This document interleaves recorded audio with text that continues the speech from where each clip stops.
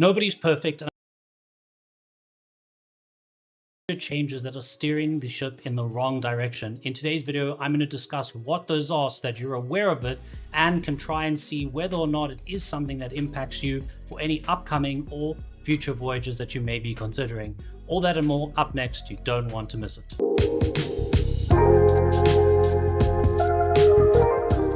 Welcome to our next adventure with me, Jason. A massive and important disclaimer I need to get out the way before we dive into these terrible decisions that Virgin Voyages have made is that this is not a joke. I have, for the first time ever since cruising with Virgin Voyages, not got a single sailing book for 2025, 2026 or any future sailing whatsoever. And it's honestly because of all these changes. That coupled with the fact that I have been on Virgin Voyages countless times. So if you think I'm joking about how bad these changes are, I'm not. And I really don't see myself booking one until they make these changes. That's for me. Some of you have never been. I want to make this clear. Virgin is an amazing product. It is a great experience. However, once you start seeing what I've got to say, I think you're going to agree that there are some warning signs and hopefully Virgin will course correct. But let's talk about that at the end. For now, let's get started. Okay, let's start off nice and easy. Virgin have completely changed their value proposition. So when Virgin first launched, they obviously said, look, we're going to do adults only. Thank goodness that is still very much there. That's like one of their strongest value propositions that they offer. However, another one that they said was that it's essentially all inclusive. Now, these are about changes. So for example, since launch, yes, there were always extra menu items that you could pay extra for. There were always small entertainment events that if you wanted to partake in, you'd pay extra for it, like the Grog Walk. However, when it came to their main big entertainment shows, that was one of the things they said is included in your fare. Well, 2023, summer of 2023 to be exact, Brazilian Lady launches, and I was actually on one of those first sailings in the Med, and guess what? They introduced the first ever show on their ship that you had to pay to go and see, called Another Rose. By the way, because I was on one of the first sailings for this, I approached one of the people from corporate, because they were all around there, about this entertainment decision. And I said, hey, look, is there a way for me to go see the show without having to pay? And they said, fortunately not, because you know it's included, wink wink, and I don't know why they made it to be a secret. People always mention this when you ask them about it on Virgin Voyages, that there is bottomless or unlimited drinks of these cocktails that are part of the show. And so I said, okay, well, if I want to go see it and not have the bottomless drinks or not drink at all, just like you don't even have to give me water, can I do that? And they said, no, unfortunately, there's no way for us to sort of do that in the system. And I was shocked, and I said it straight to them. I said, really, you can discriminate as to whether or not I'm going to be in the front row and charge me one price, create a separate booking thing for, or an area for those of us who do not want to go and pay to see a show on a cruise line that has promised that we're never going to have to pay to see a show. Anyway, this would be the first major crossing of their own promise or line to come, as you're about to see. Moving on to the next one. The second thing is the increase, and that's the key word. Increase in additional rentable extra charge spaces, or cabanas in this case. Now, when Scarlet Lady Virgin Voyages first ship launched and every subsequent ship thereafter, they have had these rentable white cabanas on the top deck. I don't think they're that useful. I've been on several full sailings and only ever seen them rented once. Again, that's only me. I have friends and family who have also gone, and I think one other person I know has ever seen them in use. Other than that, they mostly are empty throughout the sailing. It's really the epitome of a white elephant. However, moving on from that, we're talking about changes. So Scarlet Lady came out of dry dock recently, and Virgin decided to double, if not triple down, on adding more spaces on the ship that if you want to use, you have to pay extra, which fundamentally is ridiculous. First things first, you're saying that you are a luxury all-inclusive style cruise destination. Well, unfortunately, you are constantly adding things to pay for once on board. So first things first, how are you luxury if every 2 seconds there's more things you have to pay extra for? And secondly, you always said you don't nickel and dime, but you keep adding things that are effectively nickel and diming. You've just decided that instead of a nickel, you're taking $1. It's mind-blowing to me. But for the sake of levity and some fun, let's talk about these incredible cabanas. And by the way, if you don't want to hear this rant on how stupid the cabanas are, I'll put somewhere here where I move on to the next point. So you're welcome to click and skip to there. But for those of you who want a good laugh and to really see how ridiculous this is, please sit back, relax, and enjoy. What does that price get you? Well, like I said, you get this lovely looking cabana, which I'll put back on the screen again just to remind us of how excellent it is. Now again, in all fairness, I do think it looks very nice, and if someone said, would you like to be on this no cost, I'd say sure, who wouldn't? However, why are you paying extra for this? Well, no doubt because of the bar tab that they've thrown in there, the fact that someone will go and get you food if you can't get up and walk 5 steps, and of course to get you your drinks, which of course there was always going to be someone to do that because that's where the money is in a lot of this. But let's set that aside. They're saying, well, you're right by the pond. And the pond, by the way, is what I refer to as the pool, if I haven't clarified that already on Virgin Voyages, because of how small it is and how many people it's expected to hold. Moving on from that though.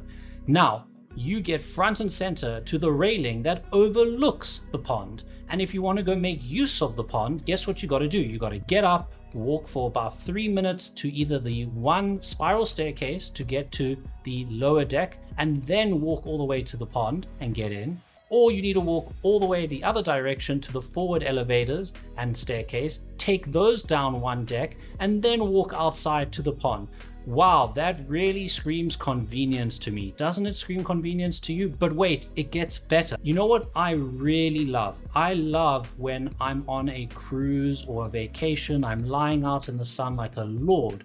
And instead of that beautiful, fresh ocean air coming in and breathing it in and just feeling those vibes, right? What happens? I get a nice, delicious whiff of parfum de cigarette, because guess where they put this? And by the way, no hate to anyone who smokes. You have a designated smoking area. That's your area. Use it to your full utmost advantage. But they decided to put these VIP extra charge cabanas right by the smoking area. So whilst you're lying there and relaxing and trying to take in those fresh sea breeze, you better hope the wind's not blowing in that one direction, because otherwise all you're going to smell is cigarette. Great. And the last thing I want to mention is the best thing is, let's say it's Scarlet Night. So you rented it for the day because you're like, yeah, Scarlet Night, pool party. Guess what? I'm going to have an unobstructed view of everything going on. Nope.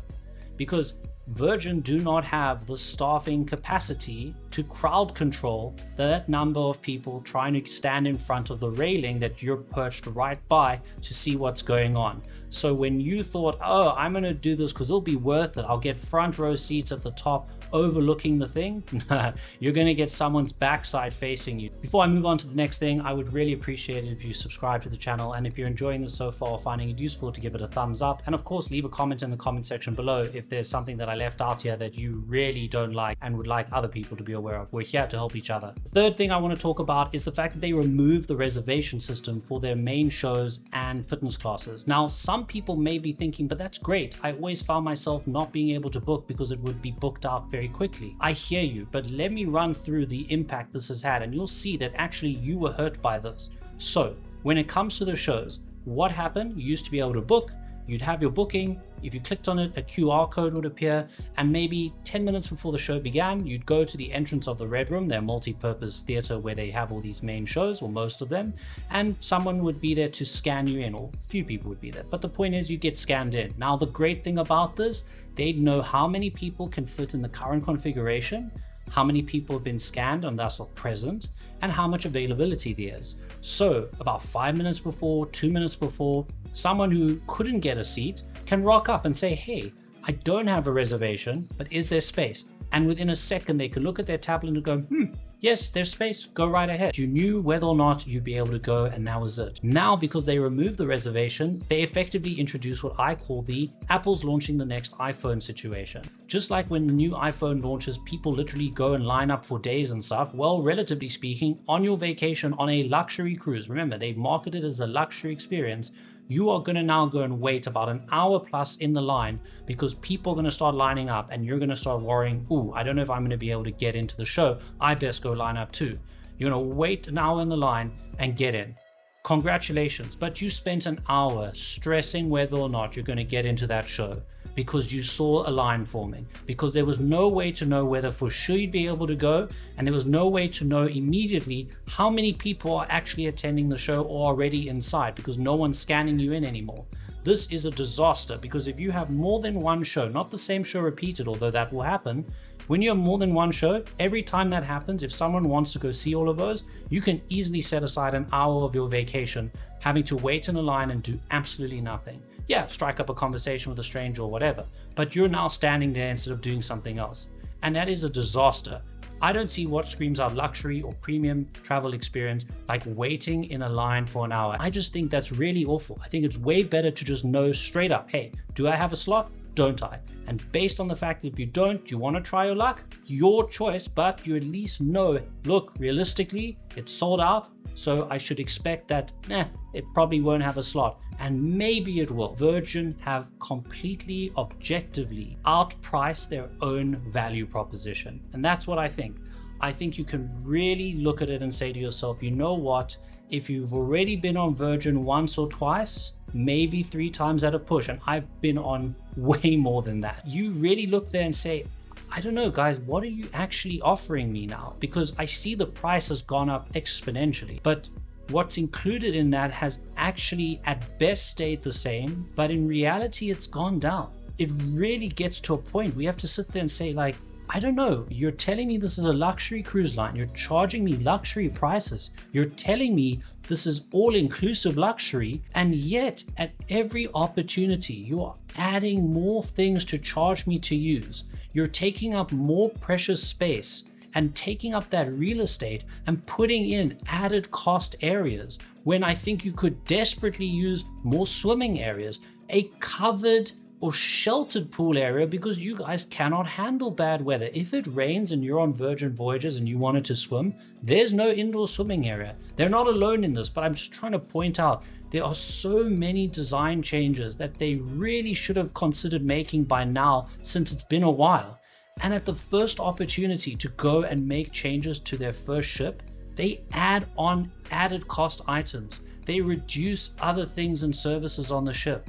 And then they still go and increase the price. I don't have food labeled on my head here. I do want to end off on a hopeful note, because it's not all doom and gloom. Not all hope is lost. There is still a North Star out there that they can course correct and steer towards. And I want to sort of make mention of something that they did and give them credit where credit is due. Virgin originally had a thing where if you paid a certain number of days out, you would get some percent off your bottom line fare. And when they went and did sort of this triple whammy of price increases, they increased the sticker price, they reduced the benefits included in that purchase, like removing a bar tab, removing sailor loot or something like that. And they also removed the fact that if you paid in advance, you would get a discount. Well, of all those things that they did, the one thing they did bring back was the if you pay early, you'll get a discount. And so we do see Virgin is willing to go back on changes that they made. And that's what I want to end off of. I hope Virgin maybe will find this, or that you will let them know in your post-cruise surveys and questionnaires, and speak to the members of staff. If you're on one of those special sailings